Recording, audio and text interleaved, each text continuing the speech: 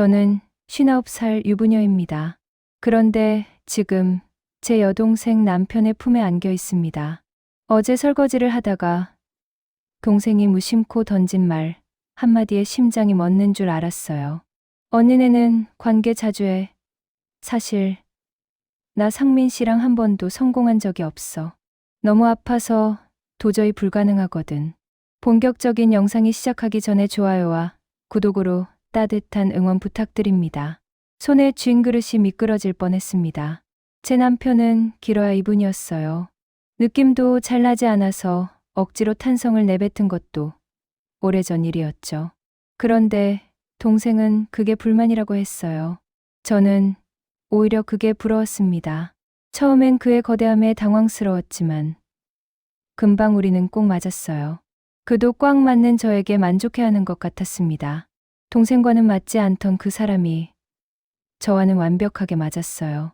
억지로 웃으며 동생에게 대답했지만 그날 밤부터 상민 씨 생각을 멈출 수가 없었습니다. 저는 대전의 오래된 아파트 단지 경비실에서 근무합니다. 매일 새벽 5시면 어둠이 완전히 걷히기 전에 일어나 단지 입구를 쓸고 쓰레기통을 비웁니다. 처음에는 여자라고 일자리를 주지 않았는데 전에 근무하던 경비원이 주민과의 불륜 문제로 해고되면서 이 아파트에서 근무할 수 있게 되었어요. 여자라서 오히려 안심이 된다고 하더라고요. 이제 벌써 3년째예요. 아줌마, 이거 택배 좀 맡아주세요. 익숙한 말투의 주민이 지나가며 상자 하나를 경비실 앞에 내려놓습니다. 저는 습관처럼 웃으며 대답하죠. 놓고 가세요. 하지만 거울에 비친 제 얼굴에는 피로가 깊게 새겨져 있었어요. 언제부터였을까요? 누군가에게 이름으로 불린 게 아니라 그냥 아줌마로만 불리게 된 게 말이에요. 집에 돌아가면 남편이 거실 소파에 앉아 TV를 보고 있습니다. 5년 전 뇌졸중으로 쓰러진 뒤로 거의 집 밖을 나가지 않아요. 예전엔 자상하고 말도 많던 사람이었는데 병이 든 뒤로는 하루 종일 말이 없습니다. 제가 아무리 말을 걸어도 돌아오는 대답은 한결같았죠. 밥 먹었어. 그게 전부였습니다. 우리 부부의 하루 대화는 그 한마디로 끝나곤 했어요. 자녀 둘은 서울과 부산에서 각자 바쁘게 살아갑니다. 명절이나 생일 때 잠깐 연락이 오는 게 전부예요. 딸아이는 작년에 결혼했고 아들은 취업 준비로 여념이 없다고 하더군요. 전화할 때마다 엄마, 바빠서 미안해 라는 말만 반복합니다. 밤 근무를 설 때면 저는 종종 경비실 창밖을 바라봤어요. 불 꺼진 놀이터, 텅 빈 주차장, 가로등 아래 길게 늘어진 제 그림자. 그 그림자가 낯설게 느껴질 때가 많았습니다. 나는 언제부터 여기가 내 인생의 전부가 됐을까? 매일 같은 자리에서 같은 생각을 반복했어요.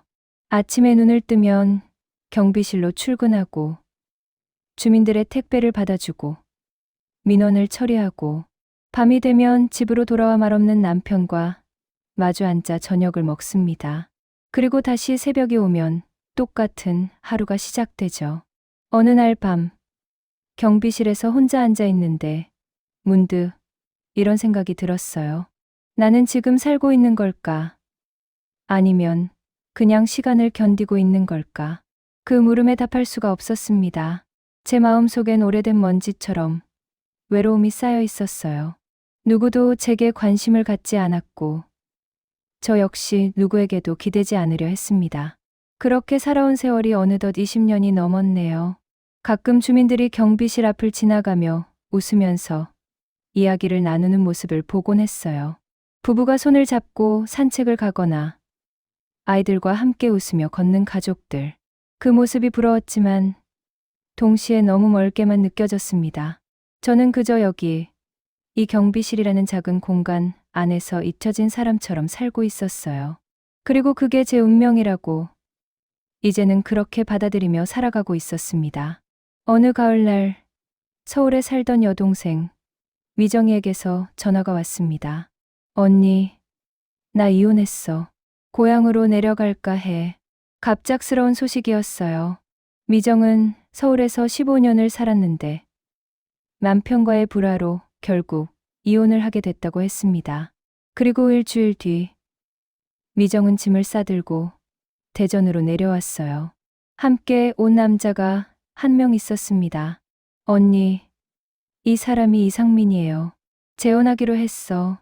첫인상부터 묵직하고 과묵한 사람이었습니다. 53이라고 했어요. 키가 크고 어깨가 넓었지만 말수가 적고 표정도 크게 변하지 않았습니다. 그저 고개를 숙이며 인사를 했죠. 처음 뵙겠습니다. 잘 부탁드립니다. 목소리는 낮고 차분했어요. 저는 어색하게 웃으며 손을 내밀었습니다. 이사날, 좁은 아파트 복도에 짐이 쌓였습니다. 저는 무거운 상자를 들려고 허리를 굽혔는데 상민 씨가 재빨리 다가와 그 상자를 가로챘어요. 형님, 이건 제가 들게요. 허리 다치면 큰일 납니다. 형님이라는 호칭이 낯설었지만 그의 배려가 고마웠습니다. 저는 손사래를 치며 말했어요. 괜찮아요. 이 정도는 할 수 있어요. 그래도 제가 할게요. 그는 웃지 않았지만 눈빛은 진지했습니다. 그날 하루 종일 상민 씨는 묵묵히 짐을 나르고 가구를 배치하고 고장난 곳들을 손봤어요. 말은 없었지만 손놀림은 믿음직스러웠습니다. 저녁 무렵 미정인의 집 보일러가 작동하지 않았어요. 겨울이 다가오는 시기라 걱정이 됐죠. 상민 씨가 공구함을 들고 보일러실로 들어갔습니다. 한참을 들여다보더니 낡은 밸브를 조심스럽게 돌리기 시작했어요. 저도 모르게 그 모습을 지켜보고 있었습니다. 그의 손끝은 섬세했고 집중하는 옆모습은 어딘가 의젓해 보였어요. 형님, 요건 다 됐어요. 내일 새 부품 사다가 가꾸면 문제없을 겁니다. 그의 말투에는 예의와 배려가 동시에 담겨 있었습니다. 저는 그저 고맙다고 말했지만 마음 한구석이 이상하게 따뜻해지는 걸 느꼈어요. 그날 밤 집에 돌아와 혼자 누워 있는데 문득 떠올랐습니다. 누군가 내 걱정을 해준 게 언제였더라. 남편은 병이 든 뒤로 자기 몸 챙기기도 벅찼고 자식들은 각자 살기 바빴습니다. 제 걱정을 해주는 사람은 아무도 없었어요. 그런데 오늘 처음 만난 사람이 제 허리를 걱정해줬습니다. 그 생각에 가슴이 서늘해졌어요. 동시에 묘한 따뜻함도 느껴졌습니다. 며칠 뒤 상민 씨는 약속대로 부품을 사들고 왔어요. 보일러를 완전히 고치고 나서야 돌아갔습니다. 미정은 고맙다며 밥이라도 먹고 가라고 했지만 그는 괜찮다며 손을 저었어요. 그런데 나가면서 저를 보더니 이렇게 말했습니다. 형님, 경비실 일 힘드시죠? 몸 조심하세요. 짧은 인사였지만 그 말이 오래 귓가에 남았어요. 그날 밤 저는 자신도 모르게 상민 씨의 목소리를 떠올리며 잠이 들었습니다. 그리고 꿈속에서 누군가 제 어깨를 다독여주는 느낌을 받았어요. 깨어났을 때 베개가 촉촉하게 젖어 있었습니다. 제가 언제 울었는지도 모르게 눈물이 흘렀던 거예요. 그로부터 며칠 뒤 남편이 갑작스럽게 쓰러졌습니다. 저녁 8시쯤이었어요. 경비실 근무를 마치고 집에 돌아왔는데 남편이 화장실 바닥에 쓰러져 있었습니다. 얼굴은 창백했고 식은땀을 흘리며 배를 움켜쥐고 있었어요. 여보, 정신 차려요. 저는 급히 구급차를 불렀습니다. 손이 떨려서 전화번호를 제대로 누르지도 못했어요. 구급대원들이 와서 남편을 들것에 실었고 저는 황급히 뒤따라 구급차에 올라탔습니다. 응급실은 환하고 차가웠어요. 의사들이 남편을 데리고 안으로 들어갔고 저는 복도 의자에 앉아 기다렸습니다. 시계를 보니 밤 10시가 넘어가고 있었어요. 혼자였습니다. 아이들에게 전화를 걸었지만 받지 않았어요. 한참 뒤에야 딸에게서 문자가 왔습니다. 엄마, 회식 중이야. 내일 연락할게. 저는 그 문자를 보고 핸드폰을 주머니에 넣었습니다. 더 이상 전화하고 싶지 않았어요. 복도는 텅 비어 있었고 형광등, 불빛만 차갑게 내려앉았습니다. 시간이 얼마나 흘렀을까요? 새벽 1시쯤 됐을 때 복도 끝에서 누군가 급하게 달려오는 발소리가 들렸어요. 고개를 드니 상민 씨였습니다. 형님, 연락 늦게 봤어요. 혼자 어떻게 오셨어요? 그는 숨을 몰아쉬며 제 옆에 앉았습니다. 미정이에게 급한 마음에 문자를 보냈던 모양이에요. 그 문자를 본 상민 씨가 곧장 달려온 겁니다. 괜찮아요. 혼자서도 할 수 있어요. 그렇게 말했지만 목소리는 떨렸습니다. 사실 무서웠어요. 남편이 또 큰 병에 걸린 건 아닐까. 이번엔 정말 안 되는 건 아닐까. 그런 생각들이 머릿속을 가득 채우고 있었습니다. 의사가 나왔습니다. 다행히 급성은 아니라고 했어요. 만성 위궤양이 악화된 거라며 입원해서 치료를 받아야 한다고 했습니다. 장기 치료가 필요하다는 말도 덧붙였죠. 저는 그제야 안도의 한숨을 내쉬었습니다. 하지만 동시에 걱정이 밀려왔어요. 병원비는 또 얼마나 나올까? 경비실 월급으로 감당할 수 있을까? 그날 밤, 저는 병원 복도 의자에 앉아 꾸벅꾸벅 졸았습니다. 눈을 감으면 온갖 걱정들이 떠올라 제대로 잠들 수가 없었어요. 어느새 목이 꺾여 옆으로 기울어져 있었습니다. 그때였어요. 누군가 조용히 제 어깨에 무언가를 덮어주는 느낌이 들었습니다. 살짝 눈을 뜨니 상민 씨가 자신의 점퍼를 벗어 제 어깨에 걸쳐주고 있었어요. 따뜻했습니다. 옷의 온기가 아니라 그 마음이 따뜻했어요. 눈물이 핑 돌았습니다. 괜찮아요? 상민 씨가 조심스럽게 물었습니다. 네, 괜찮아요. 목소리가 떨렸습니다. 저는 고개를 돌려 눈물을 훔쳤어요. 오랜만에 느끼는 감정이었습니다. 누군가 저를 걱정해주고 제 곁에 있어준다는 것. 그 사실만으로도 가슴이 먹먹해졌어요. 새벽까지 상민 씨는 제 옆에 앉아 있었습니다. 말은 많지 않았지만 그 존재만으로도 큰 위안이 됐어요. 간호사가 지나갈 때마다 물어봐주고 자판기에서 따뜻한 커피를 사다 주기도 했습니다. 해가 뜰 무렵 남편이 병실로 옮겨졌습니다. 저는 병실 앞에서 상민 씨에게 인사를 했어요. 정말 고마워요. 덕분에 견딜 수 있었어요. 별 말씀을요. 형님, 혼자 힘드실까봐 걱정됐어요. 그의 눈빛은 진심이었습니다. 저는 그날 이후로 상민 씨의 얼굴이 자꾸 떠올랐어요. 경비실에 앉아 있을 때도, 집에서 설거지를 할 때도, 잠들기 전에도. 이게 뭘까? 그저 고마움일까? 아니면 그 이상의 무언가일까? 제 마음속에서 작은 파문이 일어나기 시작했습니다. 남편이 퇴원한 뒤로 집안일이 더 늘어났습니다. 약을 챙겨야 하고 식단도 신경 써야 했어요. 경비실 일에 집안일까지 겹치니 몸이 천근만근처럼 무거웠습니다. 그런데 이상하게도 힘든 하루를 버틸 수 있었던 건 가끔씩 경비실로 찾아오는 상민 씨 때문이었어요. 어느 날 저녁, 야근을 서고 있는데 상민 씨가 경비실 문을 두드렸습니다. 손에는 보온 도시락 2개가 들려 있었어요. 형님, 이런 데선 끼니 챙기기 힘드시잖아요. 미정이가 싸라고 했어요. 그는 그렇게 말했지만 미정이는 그런 성격이 아니란 걸 저는 알고 있었습니다. 분명 상민 씨가 직접 챙긴 거예요. 저는 괜찮다고 손사래를 쳤지만 이미 도시락은 제 앞 책상 위에 놓여 있었습니다. 그냥 드세요. 식으면 맛없어요.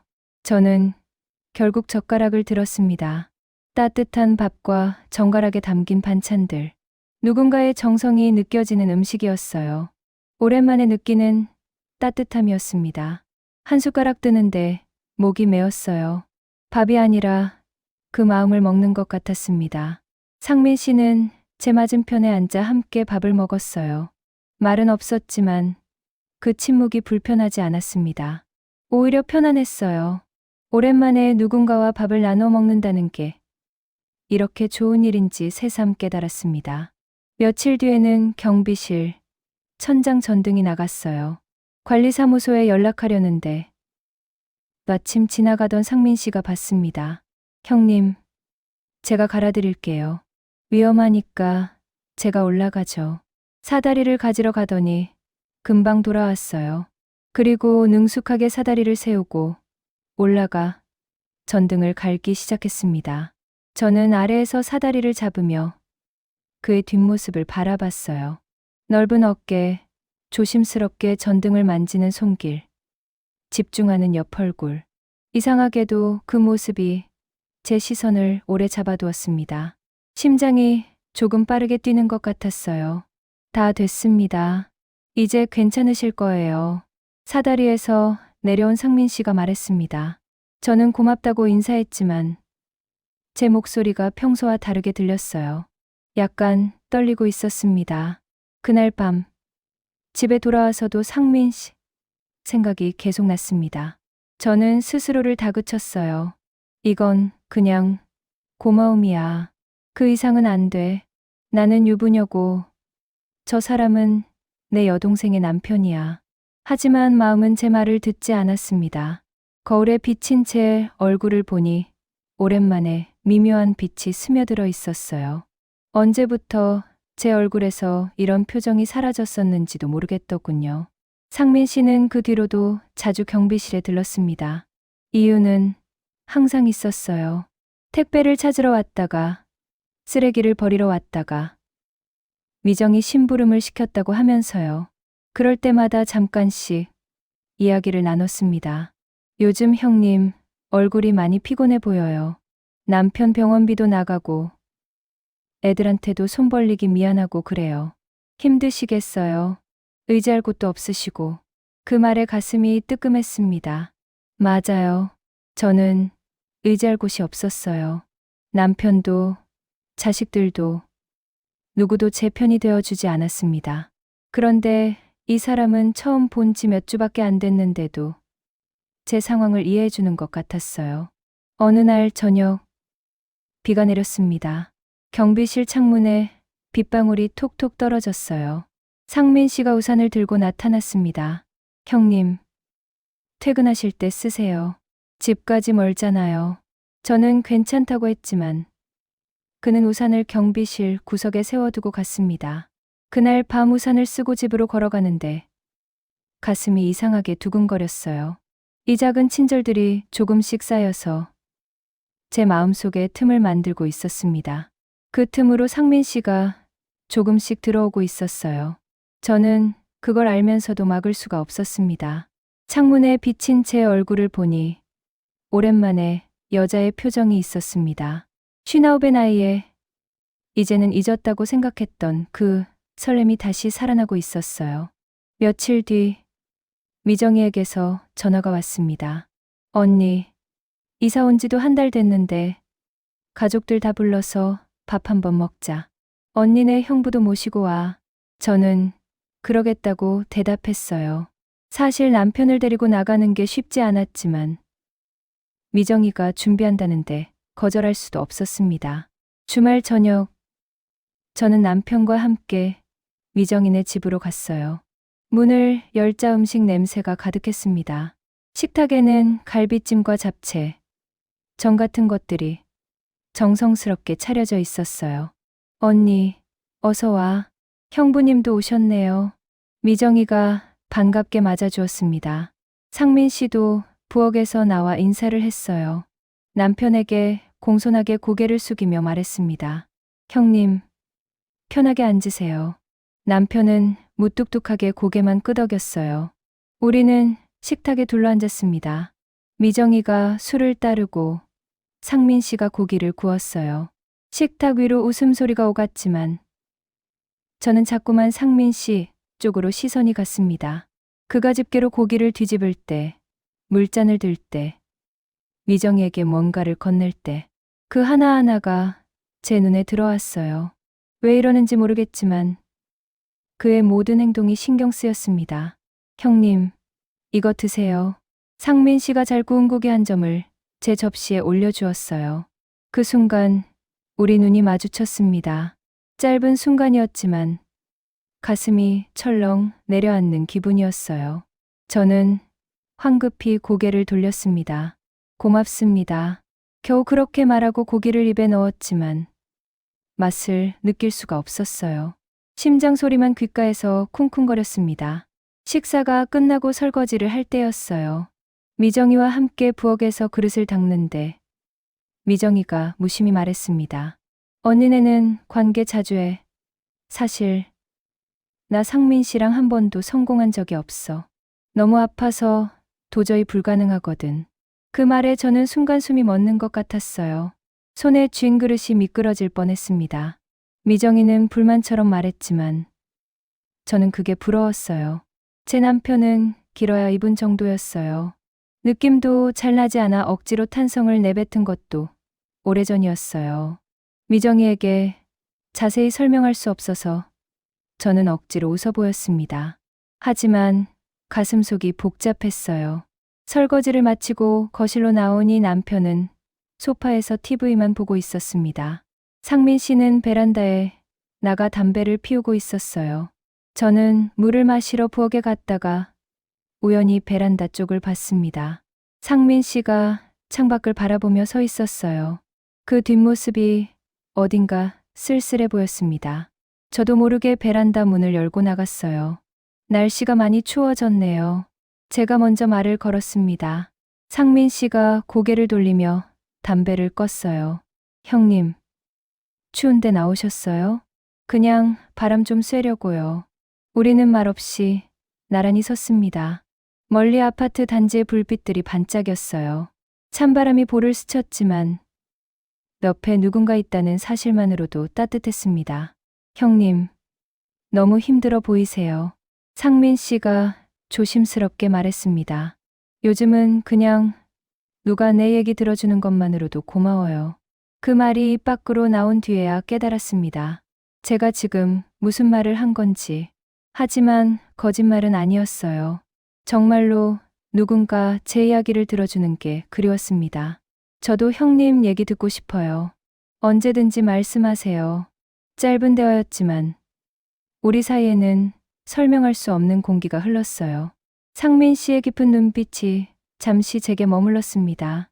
그 순간 무언가 선을 넘으면 안 된다는 걸 알면서도 발을 뗄 수가 없었습니다. 안에서 미정이가 부르는 소리가 들렸어요. 언니, 커피 탈까? 저는 황급히 대답했습니다. 응, 들어갈게. 그날 밤 집으로 돌아오는 길에 가슴 속 균열은 더 깊어져 있었습니다. 겨울이 깊어질수록 남편의 병원비가 계속 밀렸습니다. 저는 관리사무소에 월급 선지급을 부탁했지만 규정상 어렵다는 답변만 돌아왔어요. 딸에게 전화를 걸어 조심스럽게 말했습니다. 미안한데 이번 달만 좀 도와줄 수 있을까? 아빠, 약값이랑 병원비가.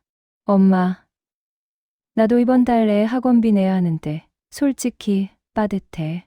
오빠한테 연락해봐.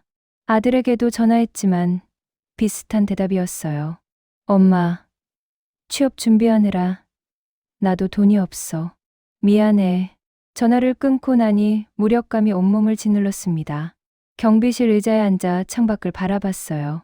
차가운 겨울바람이 유리창을 흔들었습니다. 그날 저녁 야근을 서는데 상민 씨가 경비실로 찾아왔어요. 한눈에 봐도 제 얼굴이 안 좋았나 봅니다. 형님, 오늘은 바람 좀 쐬러 가요. 얼굴이 너무 안 좋아요. 저는 거절하려 했지만 그의 눈빛이 너무 진지했어요. 결국 고개를 끄덕였습니다. 관리사무소에 양해를 구하고 잠깐 나왔어요. 상민 씨의 차는 오래된 소형차였습니다. 시동을 걸자 히터에서 따뜻한 바람이 나왔어요. 차는 조용히 아파트 단지를 벗어나 외곽 도로로 향했습니다. 차 안은 고요했어요.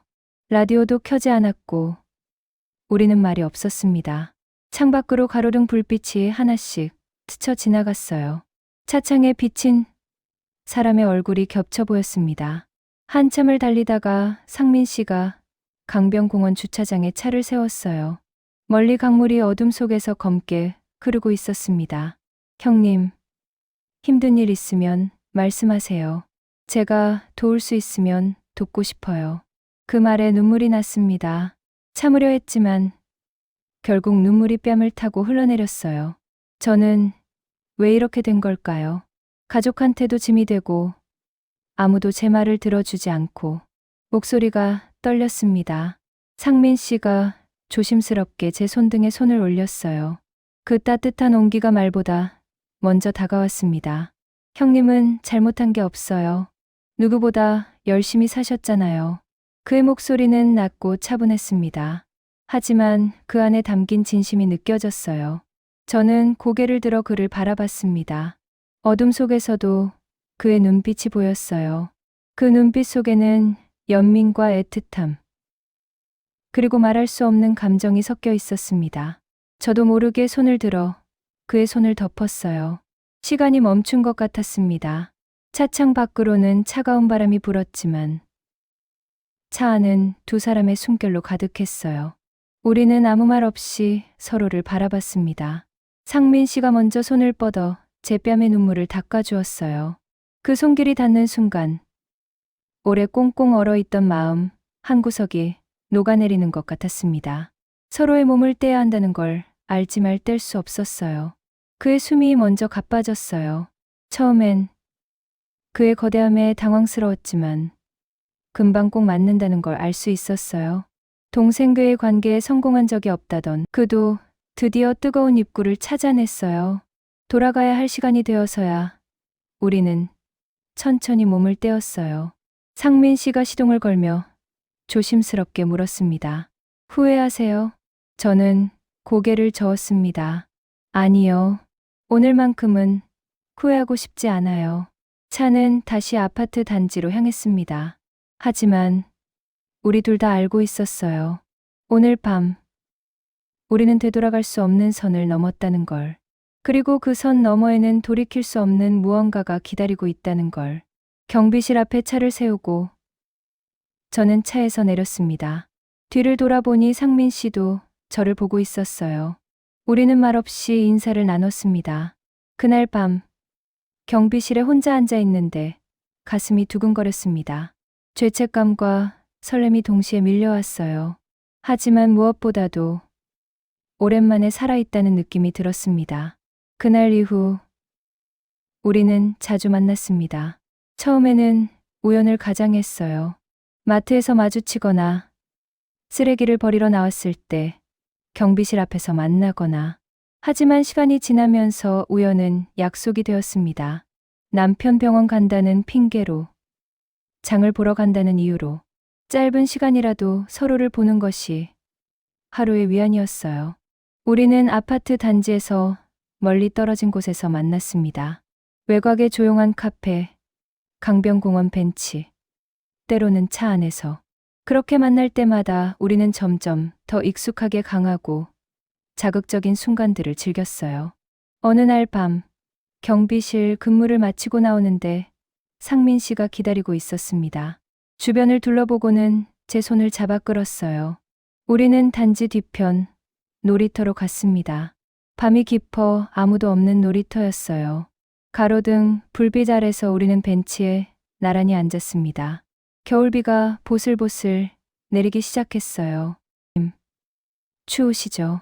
상민 씨가 자신의 목도리를 풀어 제 목에 둘러주었습니다. 그의 체온이 남아있는 목도리가 따뜻했어요. 이 순간만큼은 세상에 우리 둘뿐인 것 같아요. 제가 속삭였습니다.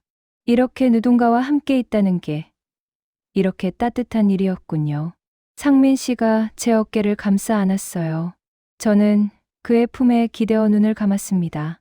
빗소리와 그의 심장 소리만 들렸어요. 그 순간만큼은 모든 걸 잊을 수 있었습니다. 하지만 행복한 시간은 언제나 짧았습니다. 현실은 우리를 가만두지 않았어요. 남편이 변화를 감지하기 시작했습니다. 아픈 몸으로도 제 달라진 모습을 느꼈나 봐요. 어느 날 저녁 남편이 물었습니다. 요즘 자주 늦게 들어오는데 무슨 일 있어? 병원 일이랑 마트 가는 거 있잖아요. 할 일이 많아서 그래요.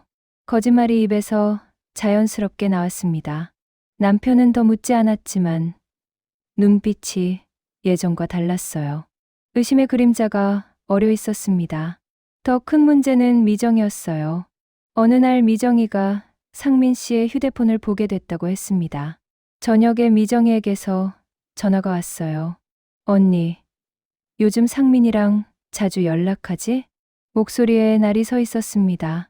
저는 최대한 태연하게 대답했어요. 응. 경비실 일 관련해서 도움받을 게 있어서. 왜? 아니, 그냥 통화 기록 보니까 언니 번호가 자주 나와서.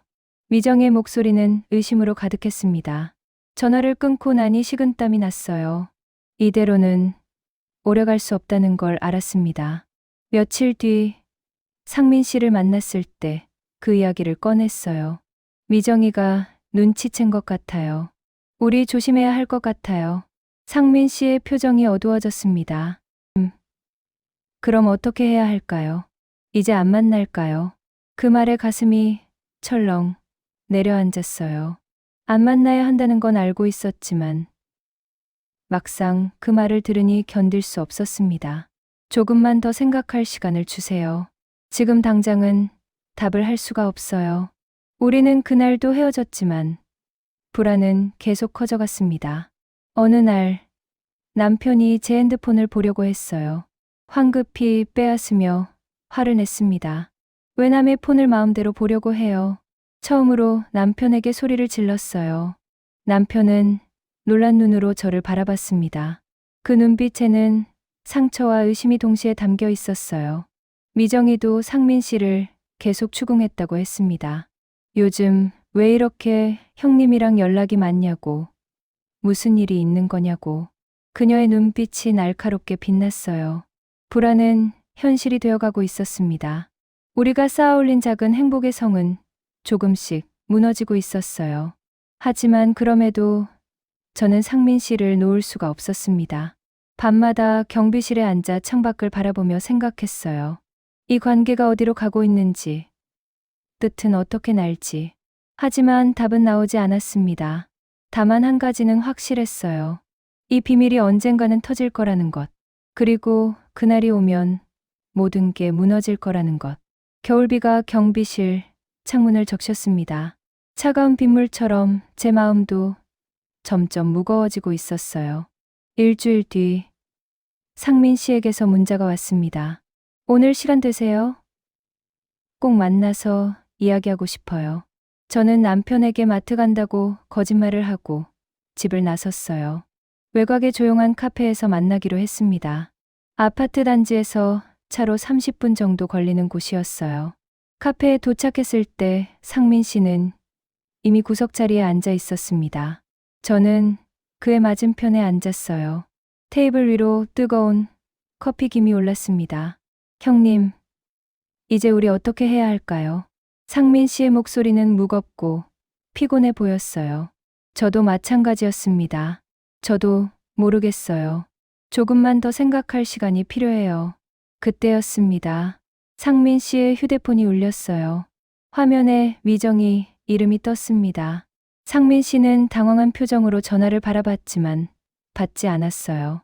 전화는 계속 울렸고 결국 끊겼습니다. 잠시 뒤 다시 전화가 왔습니다. 이번에도 받지 않았어요. 하지만 문자가 들어왔습니다. 화면이 켜지면서 문자 내용이 보였어요. 지금 어디야? 당장 전화해. 상민 씨의 얼굴이 창백해졌습니다. 저도 불안감이 밀려왔어요. 무언가 잘못되고 있다는 느낌이 들었습니다. 뭔가 이상해요. 제가 전화 한번 해볼게요. 상민 씨가 밖으로 나가 전화를 걸었어요. 저는 자리에 남아 커피잔을 움켜쥐고 있었습니다. 손이 떨렸어요. 잠시 뒤 상민 씨가 돌아왔습니다. 얼굴이 일그러져 있었어요. 형님, 미정이가 우리 위치를 알아낸 것 같아요. 지금 형부랑 같이 이쪽으로 오고 있대요. 머릿속이 하얘졌습니다. 어떻게 알았을까? 누가 봤을까? 수많은 생각이 스쳐 지나갔지만 이제는 중요하지 않았어요. 어떡하죠? 제 목소리가 떨렸습니다. 상민 씨도 답을 하지 못했어요. 우리는 그저 카페 입구를 바라보며 앉아 있었습니다. 30분쯤 지났을까요? 카페 문이 열렸습니다. 미정이와 남편이 들어왔어요. 미정이의 눈에는 눈물이 고여 있었고 남편의 얼굴은 돌처럼 굳어 있었습니다. 언니, 미정이가 떨리는 목소리로 불렀어요. 저는 자리에서 일어났습니다. 다리에 힘이 풀려 비틀거렸지만 간신히 버텼어요. 언니, 어떻게 나한테 이럴 수가 있어? 내 남편이잖아. 내 언니잖아. 미정의 목소리가 점점 커졌습니다. 카페 안 사람들이 우리를 쳐다봤어요. 하지만 그런 건 중요하지 않았습니다. 미안해. 정말 미안해. 그것밖에 할 말이 없었어요.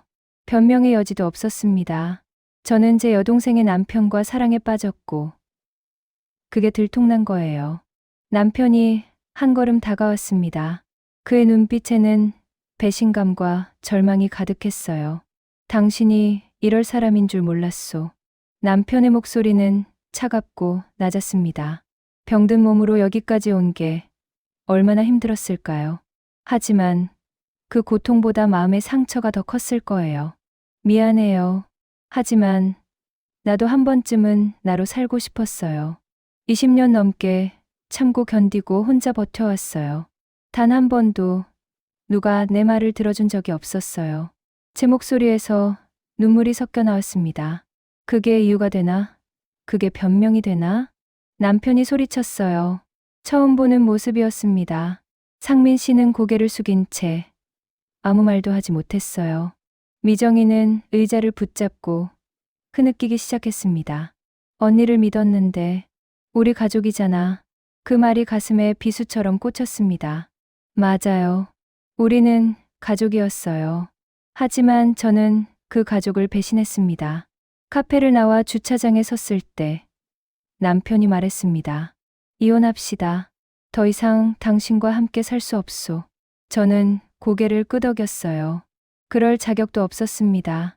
그날 밤 집으로 돌아왔지만 남편은 짐을 싸서 어머니 댁으로 가버렸어요. 미정이는 전화도 받지 않았습니다. 어머니에게서는 화난 목소리로 전화가 왔지만 저는 받을 수가 없었어요. 텅 빈 집에 혼자 앉아 있었습니다. 모든 게 무너졌어요. 가족도, 신뢰도, 제 자리도. 하지만 이상하게도 눈물은 나오지 않았습니다. 이게 끝이구나. 그렇게 속삭이며 창밖을 바라봤어요. 어둠 속에서 희미하게 빛나는 가로등만 보였습니다. 제 인생도 저 어둠처럼 깊어지고 있었어요.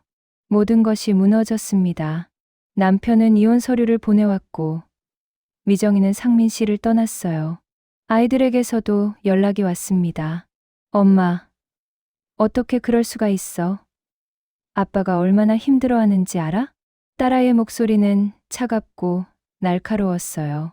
아들도 마찬가지였습니다. 엄마, 실망이야. 정말 실망이야. 저는 아무 말도 하지 못했습니다. 변명할 수도, 설명할 수도 없었어요. 그저 미안하다는 말만 반복했습니다. 경비실에 출근하는 게 지옥 같았어요. 주민들의 시선이 달라졌습니다. 수군거리는 소리가 들렸어요. 저 사람, 여동생 남편이랑 바람났대. 나이가 몇인데 그런 짓을 해. 쯔쯔. 창피한 줄도 모르나 봐. 귓속말들이 날카로운 칼처럼 저를 찔렀습니다. 하지만 저는 고개를 들 수 없었어요. 그럴 자격이 없었으니까요. 관리사무소장이 저를 불렀습니다. 한선주 씨.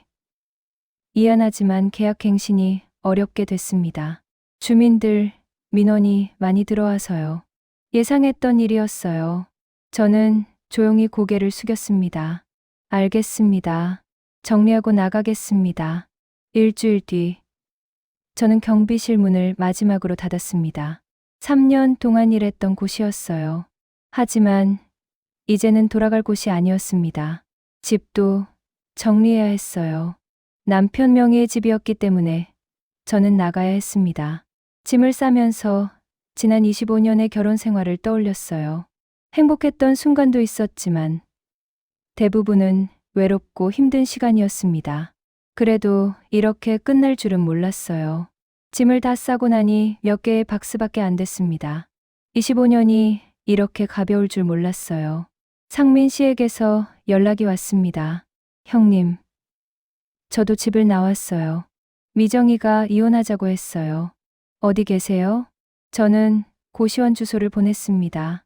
1시간 뒤 상민 씨가 찾아왔어요. 그도 짐, 가방 하나만 들고 있었습니다. 우리는 좁은 고시원 방에서 마주 앉았어요. 서로의 얼굴을 보니 웃음이 나왔습니다. 슬픈 웃음이었어요. 우리 이제 어떻게 해야 할까요? 제가 물었습니다. 모르겠어요. 하지만 형님 곁에 있고 싶어요. 상민 씨가 제 손을 잡았어요. 저는 그 손을 꽉 쥐었습니다. 이제 누구도 탓하지 않을 거예요. 내가 선택한 길이니까요. 그렇게 말하면서도 죄책감은 사라지지 않았습니다. 미정이의 눈물, 남편의 배신감, 아이들의 실망, 그 모든 게 제 선택의 결과였으니까요. 며칠 뒤 우리는 작은 여관방으로 옮겼습니다. 더 싼 곳이었어요. 낡은 침대와 작은 창문 하나뿐인 방이었습니다. 밤이 되면 우리는 서로를 안았어요. 절망과 자책을 뒤로하고 서로를 강하게 위로했어요. 후회하세요? 아니요. 후회하지 않아요. 단지 다른 방법은 없었을까 생각할 뿐이에요. 저는 상민 씨의 품에 기대어 조용히 잠이 들었어요. 그날 밤은 슬프고도 따뜻했습니다. 서로가 마지막 남은 온기라는 걸 우리 둘 다 알고 있었으니까요. 새벽에 잠이 깼을 때 상민 씨가 창밖을 바라보고 있었어요. 뭘 보세요? 별이요. 오랜만에 보는 것 같아요. 저도 일어나 창밖을 봤습니다. 작은 창문 사이로 별 하나가 반짝이고 있었어요. 우리 다시 시작할 수 있을까요?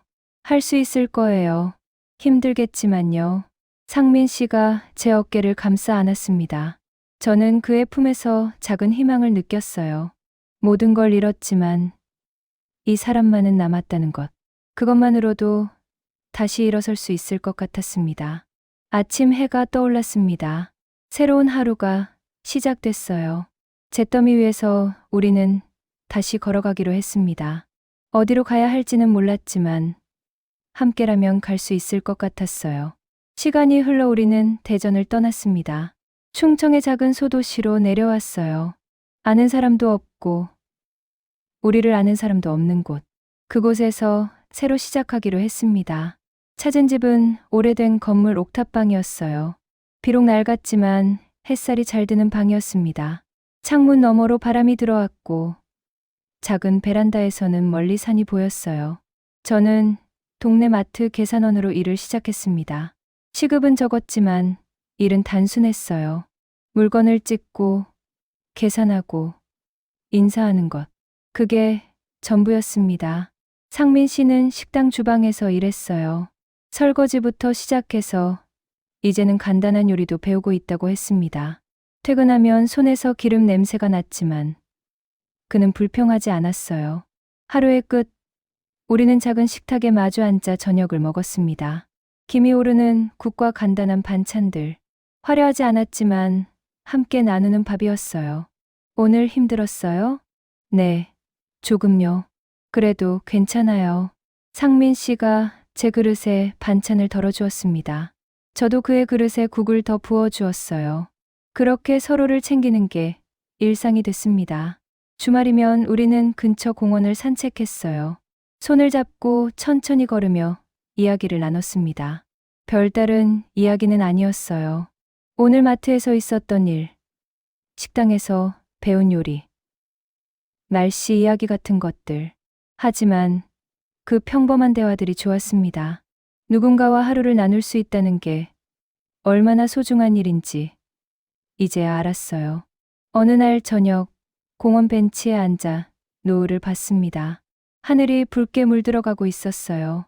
저는 조용히 말했습니다. 모든 걸 잃었지만 그래도 지금은 숨이 쉬어져요. 당신 옆이면 그걸로 충분해요. 상민 씨가 제 손을 꽉 잡았습니다. 따뜻한 손이었어요. 가끔 밤에 잠이 깨면 죄책감이 밀려왔습니다. 미정이는 어떻게 살고 있을까? 남편은 건강한 걸까? 아이들은 저를 용서할 수 있을까? 그런 생각들이 머릿속을 가득 채웠어요.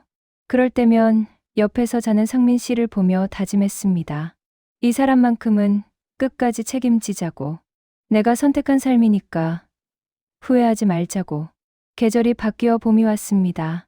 베란다에 화분을 몇 개 들여놓았어요. 상민 씨가 퇴근길에 사온 꽃들이었습니다. 작은 꽃들이 피어나기 시작했어요. 어느 날 아침, 거울을 보니 제 얼굴에 주름이 더 깊어져 있었습니다. 59에서 60으로 시간은 멈추지 않았어요. 하지만 눈빛만큼은 예전보다 단단하게 빛나고 있었습니다. 커피 드세요. 상민 씨가 따뜻한 커피를 내밀었어요. 작은 머그컵 2개. 우리의 일상이었습니다. 식탁에 앉아 커피를 마시며 창밖을 봤어요. 봄볕이 따스하게 내려앉고 있었습니다. 거리를 걷는 사람들, 피어나는 꽃들, 날아가는 새들. 누군가는 내 선택을 이해하지 못하겠죠. 제가 혼잣말처럼 중얼거렸습니다. 그래도 한 번쯤은 나 자신에게 솔직하고 싶었어요. 늦게 핀 꽃이 더 오래 향기롭다는 걸 이제야 알았어요. 상민 씨가 제 손을 잡았어요. 우리 잘할 수 있을 거예요. 네, 할 수 있을 거예요. 창밖에는 봄빛이 다시 번지고 있었습니다. 벚꽃이 피기 시작했고 바람은 따뜻했어요. 제 늦은 봄은 이제 막 시작된 것 같았습니다. 여러분이라면 어떤 선택을 하시겠습니까? 외롭고 힘든 결혼 생활 속에서 처음으로 마음을 나눌 수 있는 사람을 만났을 때 가족과의 의리를 지킬 것인가요? 아니면 자신의 행복을 선택할 것인가요? 오늘 사연은 여기까지입니다. 여러분의 생각을 댓글로 남겨주세요. 좋아요와 구독, 그리고 알림 설정까지 눌러주시면 다음 사연을 가장 먼저 만나보실 수 있습니다. 감사합니다.